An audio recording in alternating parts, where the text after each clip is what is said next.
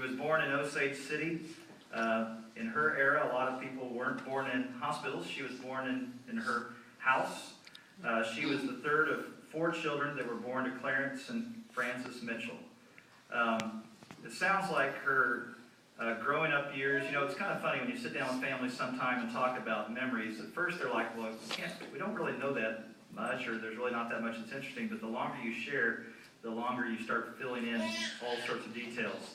When I asked them about her growing up years, they said, well, we don't really know much, but they did share a couple stories that were really funny.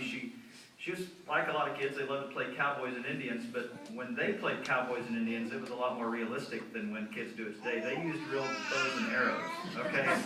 They told a story about how one of the kids was shot in the forehead with an arrow, and they, being kids, did what you do with kids. You bury them when they've been shot. Now, this particular child wasn't dead yet, and it did not die, but when I think someone asked where are they at, because everyone was in eating lunch, they said, oh, we need to go dig them up. So, and that was, she was familiar with that sort of, I don't know if you call it violence or tragedy, but she dealt with tragedy very early on. When she was only 8 years old, her father was killed in a motorcycle accident, and she was at the scene to see what had happened to her father. She graduated from Olivet High School, which I'm not really sure where that's at. They did live briefly in Topeka, but then they moved back south of town. She graduated from Olivet High School. Her graduating class had 7 people in it, and she was the only girl. So that probably made her fairly tough. She bragged that she could throw hay better than almost any boy. So she was pretty tough. She was married twice. She was married to John and later to Bill. She had 3 children with John, Johnny, Alan, and Penny. From there, they had 5 grandchildren and 4 great-grandchildren. During her work career, she worked numerous jobs, from working the counter at a drugstore, the cook, I guess you call that back then a soda jerk, someone who do a little bit of everything. She worked at Fleming Foods, to Schindel, to selling Tupperware and toys, to working with abused children at the School of the Future, and then she opened and ran her own cleaning business. She was a hard worker. From what her kids described, they cannot remember her sitting down and watching an entire movie because she just had to be busy. I don't know if any of you have parents or anyone you know that's like that. I have no problem sitting and watching an entire movie. But she couldn't, and her philosophy was, if I'm busy, everyone else should be busy too. So I don't know if any of the kids ever watched an entire movie till they moved away from home. About the only show, apparently, that she would watch all the way through was The Price is Right. So she was addicted to The Price is Right. Sharing the stories that her children, who are all now not kids anymore, shared. Some of them that were humorous and I thought were interesting. Johnny decided to run away. When he was a young kid. I'm not sure how old were you now? I don't remember. Just a little kid, and what was interesting is and I don't have any problem picturing this at all. If you knew Shirley helped him. Once he decided that he wanted to run away, she helped him. She took him out to the street, helped him down the street a little ways, and pointed him in the right direction, saying, "There you go." And then he finally said, "What are we doing?" So. They have memories of, and this doesn't happen anymore, killing chickens in the backyard. The nice chicken slaughter in the backyard, that's good stuff. She had a horse that she battled. I would have loved to have witnessed this entire scene. She had a horse, a little Shetland pony that she was determined she was going to ride this pony. And this pony was determined that it would not be ridden by Shirley. And so some things, I'm not going to give you all the details, but it involved a gun and a board, and trying to convince this horse that it was going to, that Shirley was going to win. And finally, the way that Shirley dealt with this situation was by finding another home for this horse. And her kids remember, and some of these stories almost border on urban legend. Okay, I'm not sure that they remember, and you know how things get blown out of proportion. They remember a family showing up with several kids, a station wagon, and I know station wagons were big vehicles back in the 60s and 70s, but they said that family was able to put that Shetland pony in the back seat and drive off with it. Now, Okay. All right. Well, and what capped the whole story off, when they were describing all this battle that Shirley had with this horse, I asked her, my last question, well, so what was the name of the horse? Joy. Joy was the name of the horse. You might as well call it Lucky. But, it's just interesting. She was very proud of her kids. She was always bragging on her grandkids.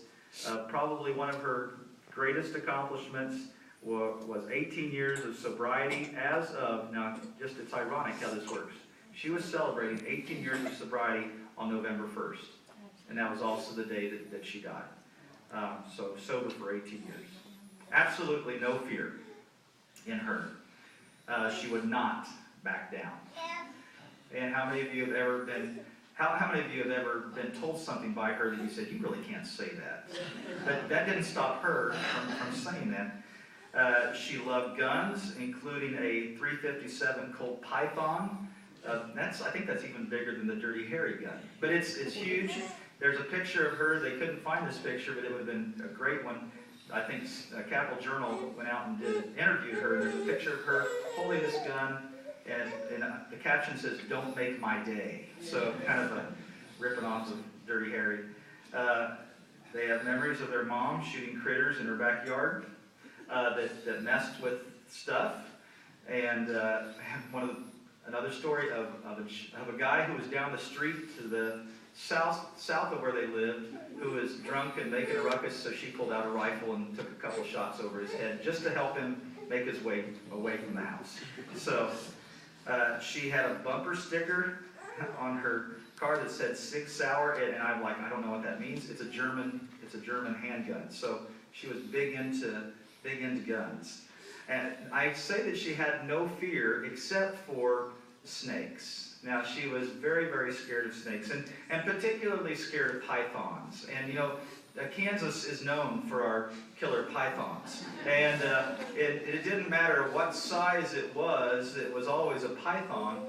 And Alan tells the story of her calling him and him rushing to the house, and there was a good 6-inch python worm in her house. And but it's not like she didn't have reason to be scared of snakes. One time she had 3 dogs, and she had an open door policy with the dogs where they could come in and out of the house. And they drug in a very large black snake. And she was pretty excited about that too. So excited. Also, when Alan, being the loving child that he was, took a rubber snake and put it in her sink just to see what kind of reaction she would get. And I never heard this thought, but she had a strong belief that if you draped a dead snake over a fence, what would happen? Does anybody know what happens? If you drape a dead snake over a fence, it'll rain. It'll rain, okay? I'd never heard that, okay? I thought that was just a warning for other snakes not to come into the yard. So when I asked her family, when you think about your mom or your grandma, where do you see her? They said, well, we see her in the kitchen, because she made some phenomenal cookies. Okay, she loved to bake. How many of you were recipients of any of her cookies?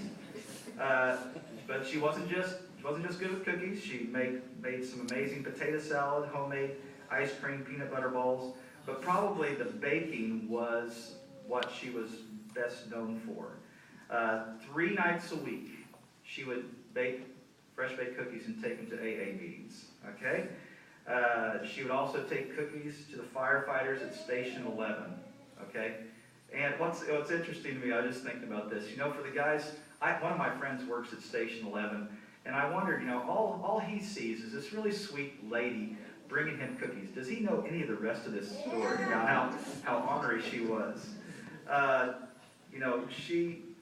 She was so into baking and so prepared to bake, it must be at a moment's notice, that her family went downstairs, just to kind of take stock of where things were. They found 36 4-pound bags or tubs of sugar. 36 pounds. And all sorts of chocolate chips and other baking stuff. So she was prepared. She was ready. She would make cookies for everyone. The guys that came by and picked up her trash. Was this every week? Every week she would package put together a package of cookies for all the guys on that crew. Now, all I know is there's going to be a whole lot of weight loss taking place with her gone. I'm not sure who's going to step in and fill in that gap. She was prepared for the apocalypse. You know, you have all these shows on nowadays about zombie apocalypse and different things like that. She was prepared for the end of the world. You know, this is 2013. Does it seem that long ago that we were worried about Y2K? You know, it doesn't seem like it was that long ago, but she had a stash. She put aside things for Y2K, and her kids were like, you know, after that event came and went, they're like, Mom, it's 2010. It's time to get rid of some of these cases of yams and green beans. So when family would come over, she would hand them cases and say, here you go. She was also, you know, having that mindset of being a survivalist. She had to be the most awesome grandma ever, because for Christmas they would get all these survivalist gifts, you know, like the flashlight that you have to shake to make it work, and other things like that. So that's pretty cool stuff. So that's what she was just ready for that. She had a great heart for animals, and what's funny is if you listen to the stories about the first, you know, few years, half of her life, you go, it doesn't sound like you were very fond of animals back then. And her kids think that she was trying to make up for lost time. So all this kindness towards animals. At her house, she had 5 dogs and 4 cats and feral cats out in the barn. Now, I don't know what the definition of a feral cat is, but if you go feed the feral cats 2 or 3 times a day, and they're so fat that their feet can't touch the ground, I don't think you can call that feral anymore. So. But she nursed baby birds back to health. She had 3 little baby raccoons that she took care of, which leads to, it's no wonder then that as of her memorial, she would like memorials made out to the Second Chance Animal Refuge there in Auburn. In 2008, she was diagnosed with her illness, but she stayed very active to the very end of her life. As her family described, she was either all on or off. It was almost like a switch. There were times when family would come to her bedside, even from out of state, because mom's almost, she's going to die. And they would get there to find out, no, Mom is not in the hospital, she's home baking, or she's shopping. And so she wasn't very cooperative, you know, in some of those things, but she was, you know, just amazing, her ability to rebound so quickly and get to going with things. So it was phenomenal. I've asked about her, you know, her faith, you know, what she believed. Penny said that her mom, for all of her tough talk, she had a genuine faith. She attended Bible study at her brother's house nearly every week. And what an amazing life. You know, you talk about a colorful individual, you know, and someone who was such a mix of honoriness and kindness, pretty phenomenal. So it's you know, you think when you come to events like this, you know, a memorial service, you know, what will be said of me? You know, because someday we'll all be in this position where people will tell our story. And I'd encourage you to live a life worthy of a good story.